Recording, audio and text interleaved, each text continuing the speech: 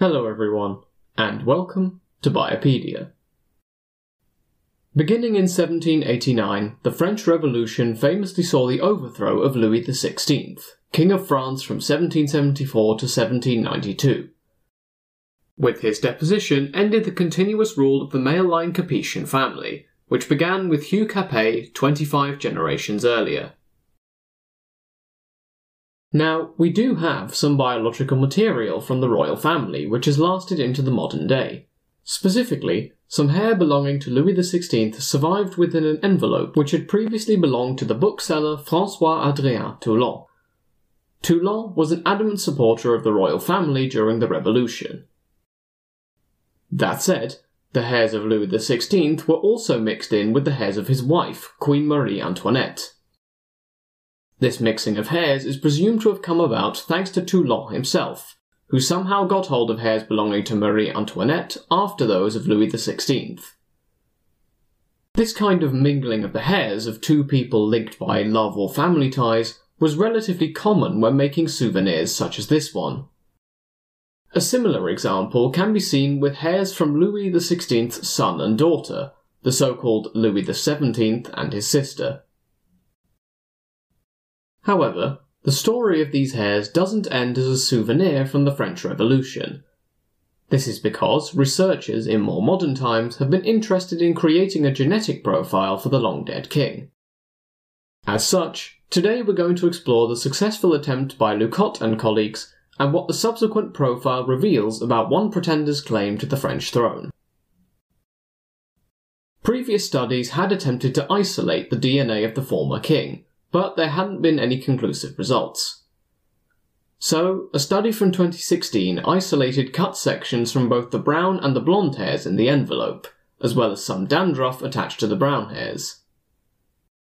Lucotte et al., 2016, knew that the blonde hair belonged to Marie Antoinette, given that it matched descriptions of her and that it was finer than the brown hair, which aligns with the general presumption that women have thinner hair than men of a similar age.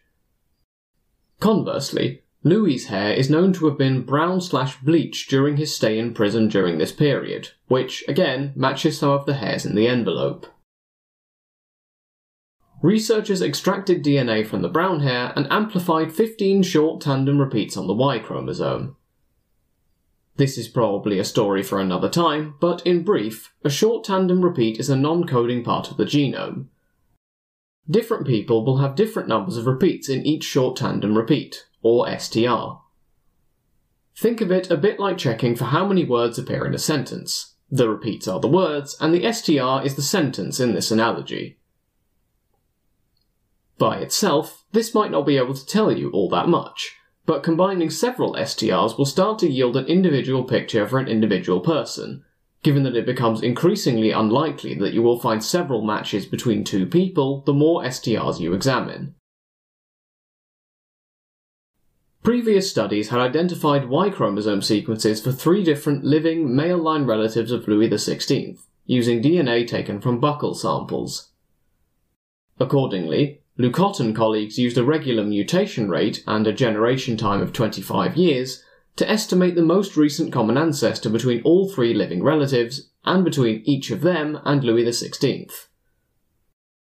This can, importantly, be compared to historical data, given that all 4 individuals descend from Louis XIII, who lived from 1601 to 1643. The results showed 405 years for the last common ancestor between the individual supposed to be Louis XVI and the 3 living relatives, which matches the historical facts. The study found that the STR profile of the individual supposed to be Louis XVI was comparable to all 3 living relatives, with only 3 differences in all 16 STR values. Now, I say 16 whereas I said 15 before, because only 15 were sequenced for Louis XVI, because one of the 16 is unknown for him. Contrast this result with the STR profile of a 5th individual, Karl Wilhelm Naundorff, who died in 1845. Why is he relevant? Well, he claimed to be the so-called Louis XVII, the son of the former king who I mentioned above and who had died in prison in 1795. Despite never being accepted, His tombstone lists him as Louis XVII, and his descendants continued to claim the throne of France and the Bourbon name.